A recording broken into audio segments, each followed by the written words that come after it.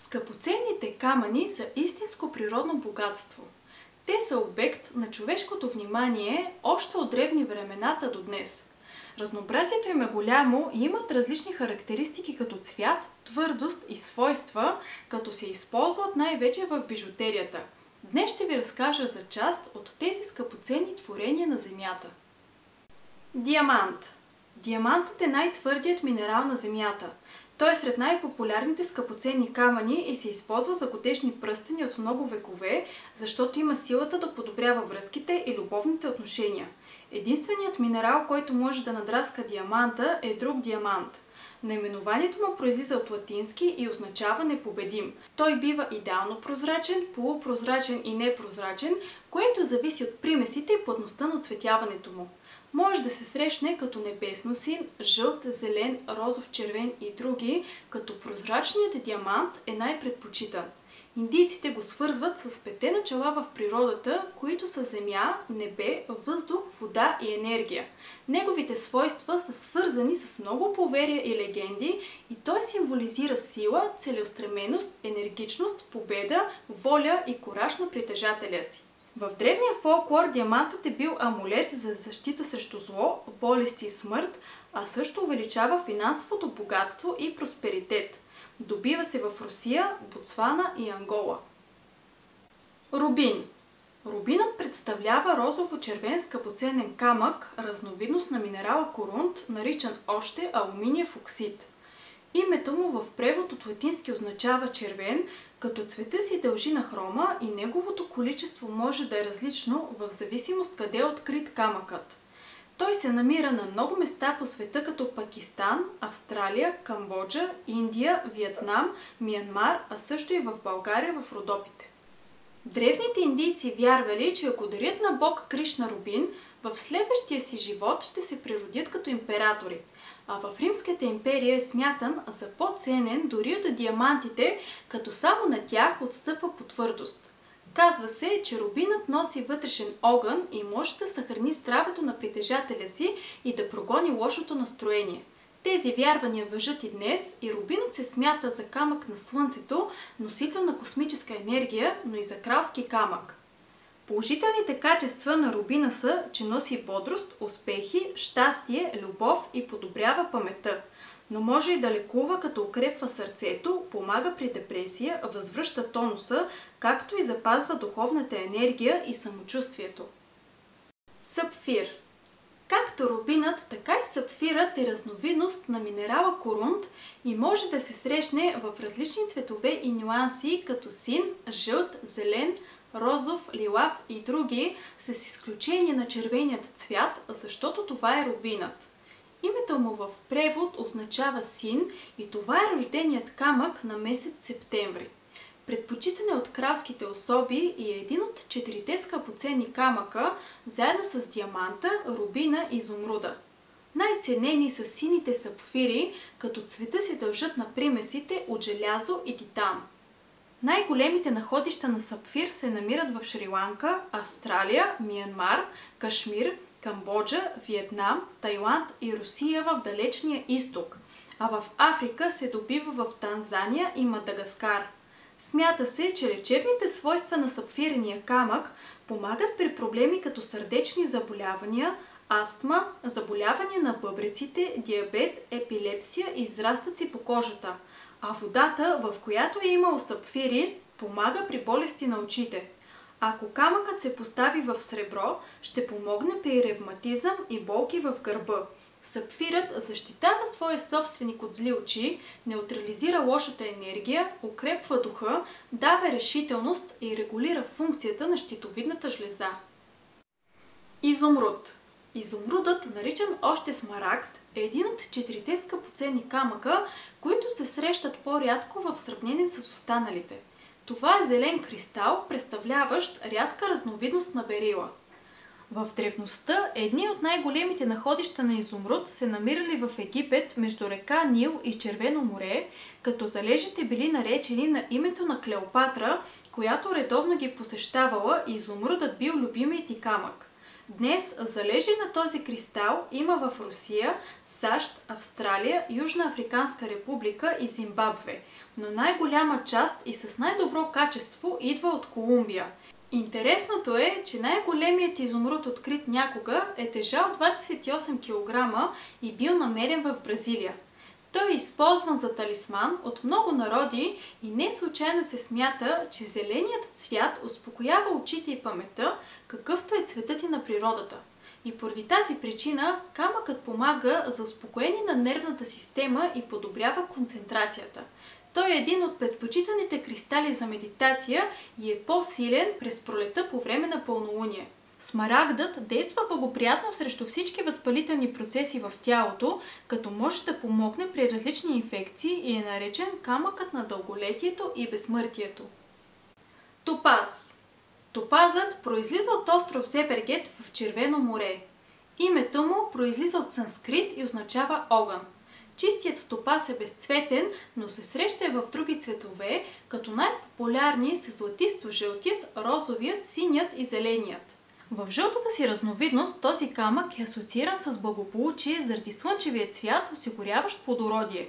Синият топаз подобрява душевната хармония, а зеленият пречиства душата. Различните разновидности се намират в различни краища на света. Кафявият, жълтият, оранжевият, червеният и розовият топаз са открити в Шри-Ланка и Бразилия. Розовият топаз е открит в Пакистан, но и в Русия, където го наричат сибирски алмаз. А безцветният, който често се обработва до синьо, се намира отново в Бразилия и Шри-Ланка, но още и в Нигерия, Китай и Миянмар, като всеки цвят има силни страни на действие. Изобилието от цветове се дължи на обработката му, макар и те да се срещат в природата, но много по-рядко. Египтяните твърдели, че топазът е отцветен с блясъка на бога на слънцето Ра, което го прави мощен амулет за вярващите, а римляните го свързват с Юпитер. Твърди се, че този камък е по-силен, когато се носи върху злато на лявата ръка. Той има силата да освобождава депресия, страх, гняв, алчност и всякакви смущаващи емоции. Твърди се, че променя цвета си, когато е поставен до отровена храна или напитка. Перла. Перлата е от малкото скъпоценни камъни, произлизащи от жив организъм. Най-красивите се получават от определени видове миди и стриди. Делят се на сладководни, морски, наречени акоя, таитянски перли и перли от южните морета. Образуват се като защитна реакция на едно мекотело към чуждо тяло, което е проникнало в черупката му. Дразнителят представлява ядрото, от което се образува перлата. Това може да са песъчинки, друг морски организъм или част от собствената черупка. Когато мекотелото не успее да изхвърли чуждото тяло, то не спира да произвежда секреция, наречена седев, докато дразнителят е вътре. И така тези слоеве седев се натрупват. Образуването на една перла може да продължи с години и събирането на достатъчно на брой еднакви перли е трудна задача. Затова понякога се използват култивирани перли, при които дразнителят е поставен от човек и така те стават много по-разпространени.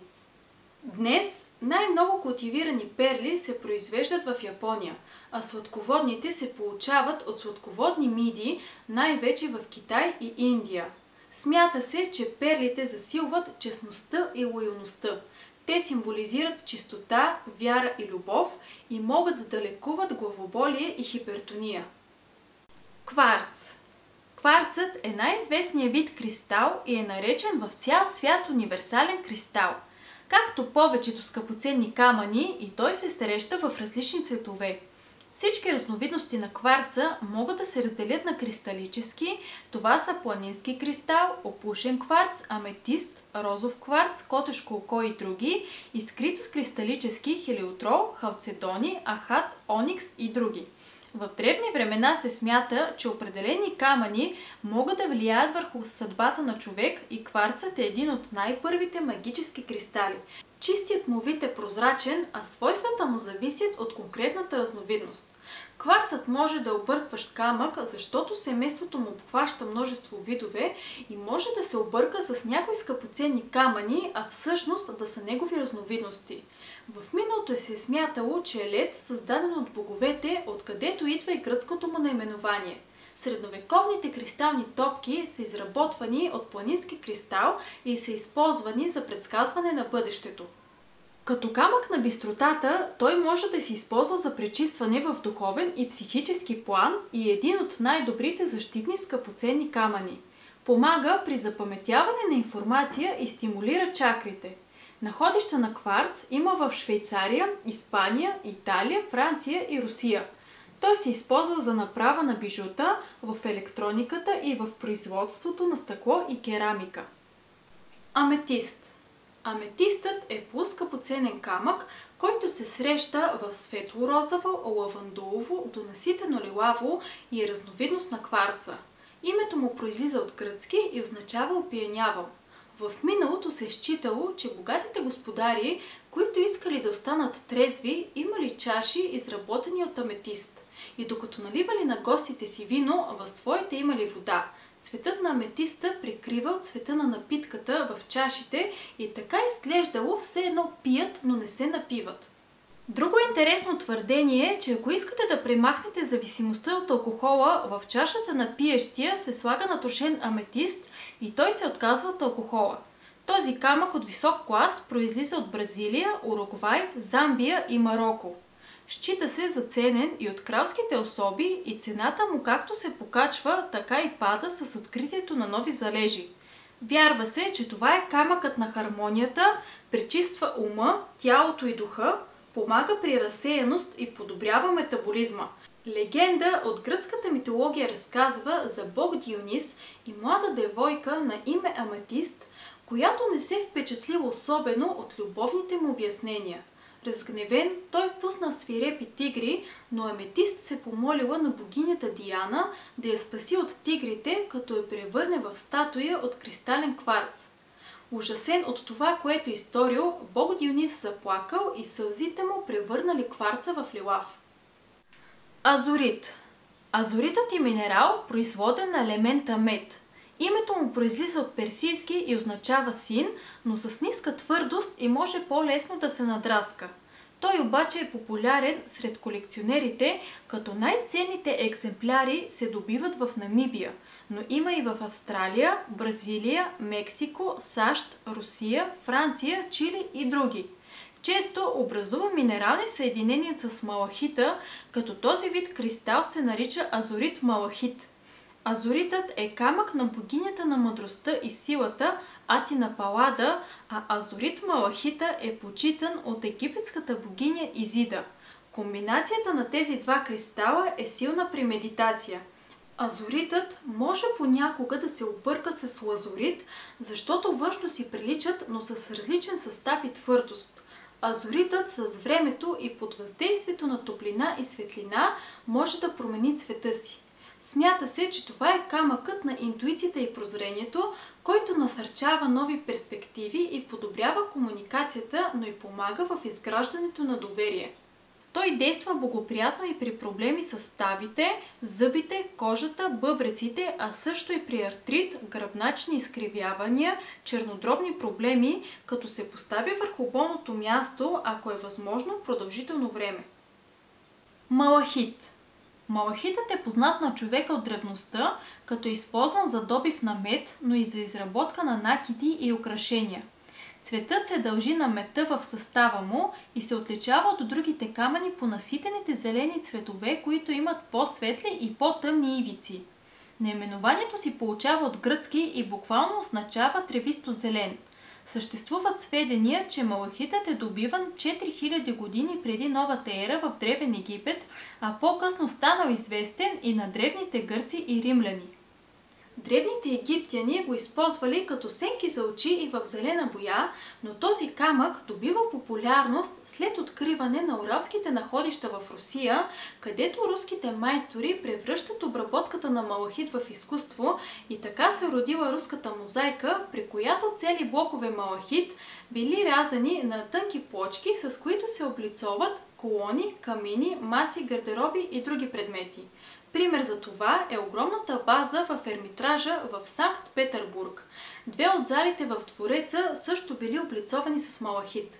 Такава ваза се пази и в Парижкия Версайски дворец, а голяма колекция от малахит била събрала и императрица Екатерина II.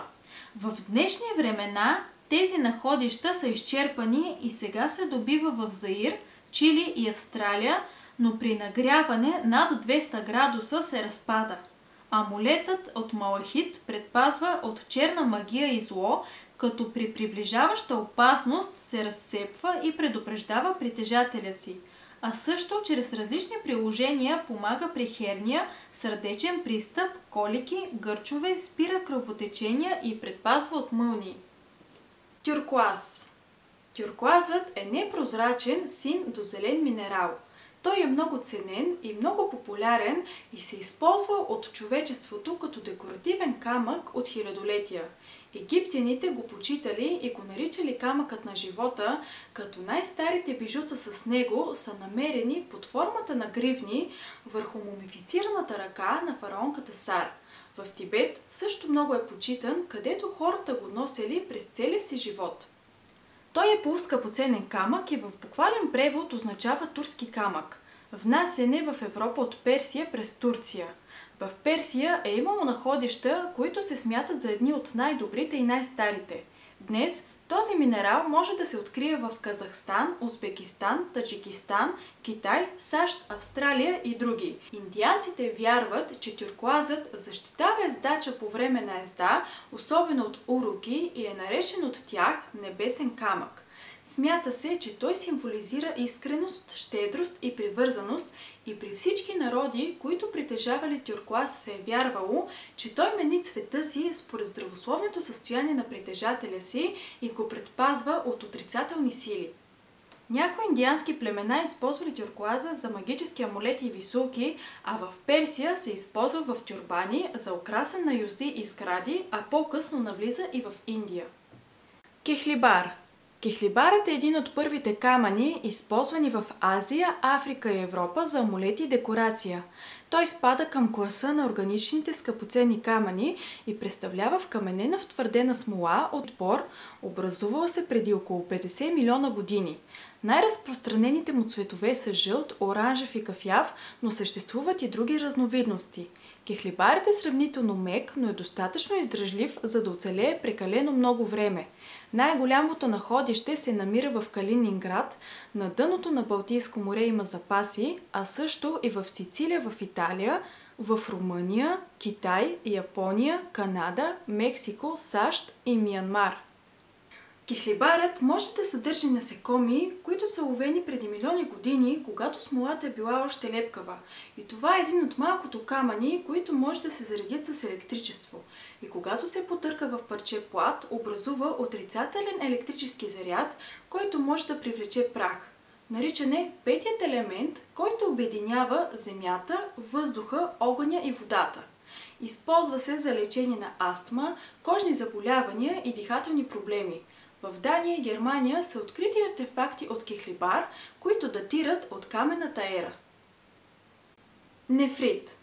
Нефритът е камък, който китайците много ценят и вярват, че носи здраве.